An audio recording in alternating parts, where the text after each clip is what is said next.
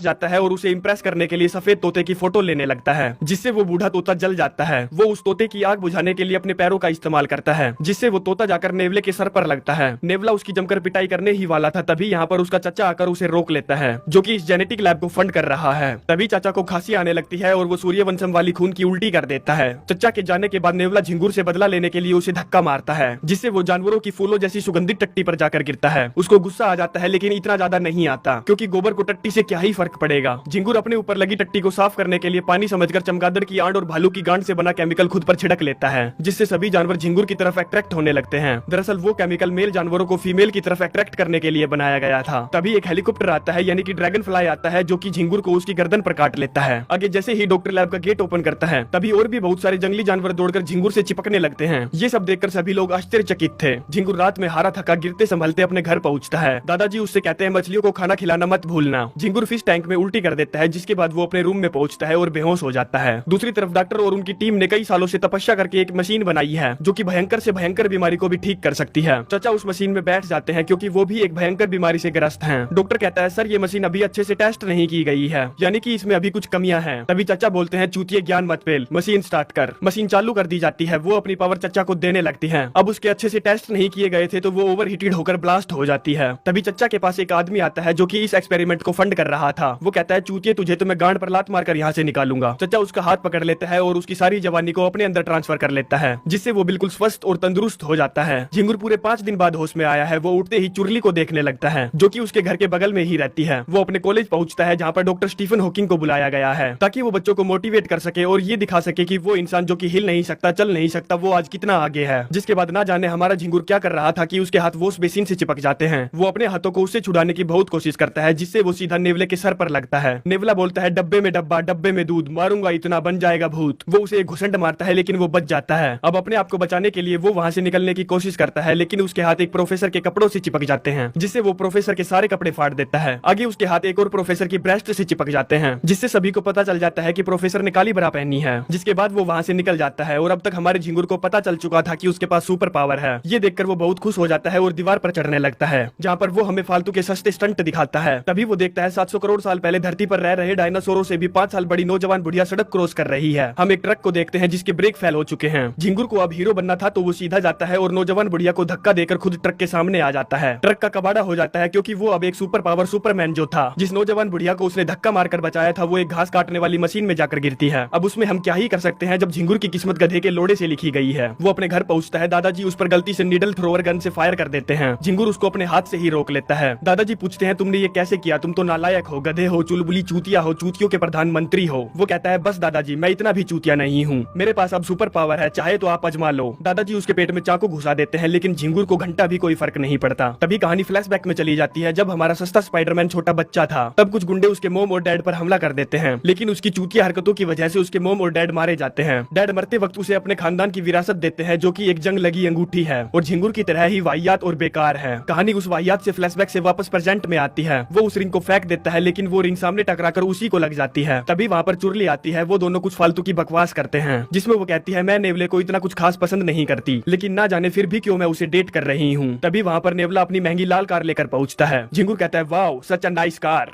चुरली कहती है तुम भी जब मुझे डेट पर लेकर जाओ तो ऐसी ही महंगी कार में लेकर जाना। महंगी कार का नाम सुनते ही वो पीछे मुड़ता है, जहाँ पर उसकी साइकिल उसके अरमानों की तरह बिखर जाती है। अगले दिन वो अपनी दादी के साथ बैंक में कार लोन लेने के लिए जाता है। मैनेजर कहता है तुम बेकार हो, बेरोजगार हो, तुम्हें कार लोन नहीं मिल सकता। इतने में ही एक रोबर बैंक में चोरी करने के लिए घुस आता है। वो बैंक लूटकर वहाँ से भागने लगता है। हमको लगता है कि हमारा सस्ता स्पाइडरमैन अब कुछ करेगा, लेकिन वो उल्टा दरवाजा खोलकर लुटेरे की मदद करता है। मैनेजर कहता है तुम चूतिए ने उसे रोका क्यों नहीं। वो कहता है मैं बेकार हूँ ना इसलिए। तभी बाहर से गन फायर की आवाज आती है। झिंगुर दौड़कर बाहर पहुंचता है। उसे पता चलता है कि वो रोबर उसके दादाजी के प्राण पखेरु उड़ाकर निकल लिया। दादाजी को हॉस्पिटल में भर्ती करवाया जाता है। हम चचा को देखते हैं, जिसकी एनर्जी डाउन हो रही थी, जिसकी वजह से उसकी तबीयत खराब होने लगती है। तभी वहाँ पर उसकी वाइफ आती है। वो उसका हाथ पकड़ता है और उसकी सारी जवानी खींच लेता है, जिससे उसकी वाइफ की वही मौत हो जाती है। रात में झिंगुर सड़कों पर पागल कुत्तों की तरह घूम रहा था। तभी व्हील चेयर पर एक और पागल आता है, जो कि उसे एक वाहियात से स्कूल में ले जाता है, जहाँ पर झिंगुर के जैसे ही वाहियात सुपर पावर वाले बहुत सारे बच्चे हैं। अब पता नहीं डायरेक्टर ने ये मूवी गांजा फूक के डायरेक्ट की थी क्या, खैर छोड़ो, डायरेक्टर की माँ की चू।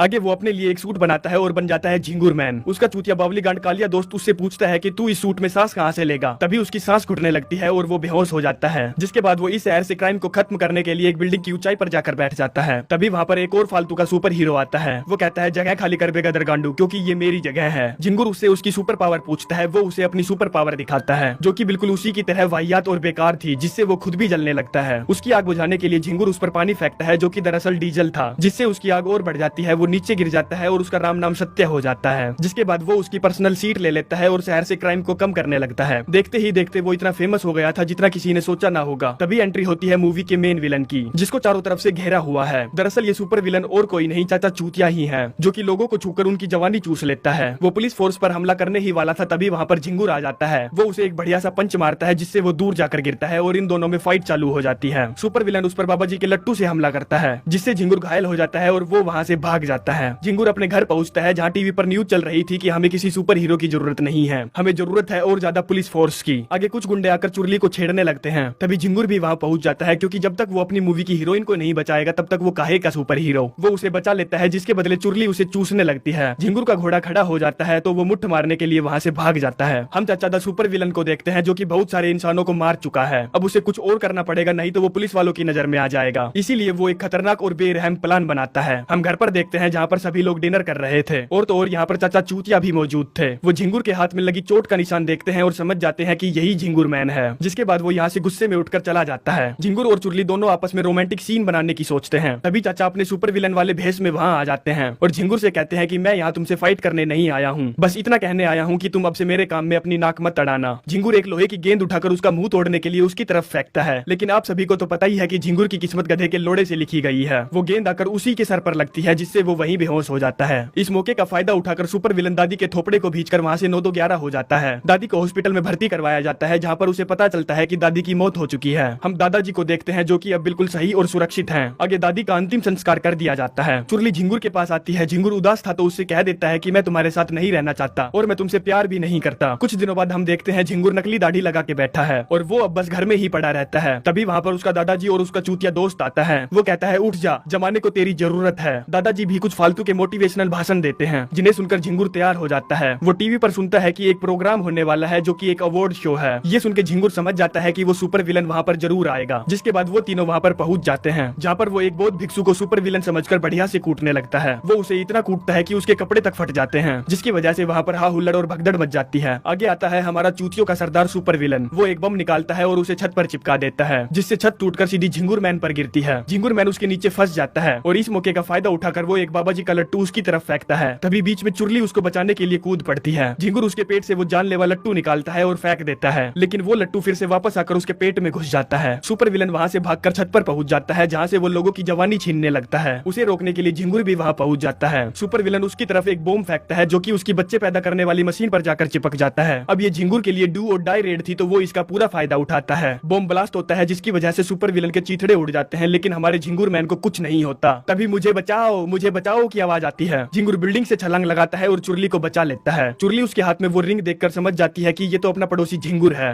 वो दोनों किस करते हैं, जिसके बाद ये वाहियात कहानी यहीं पर समाप्त हो जाती है। तो चलते हैं, मिलते हैं नेक्स्ट वीडियो में। धन्यवाद।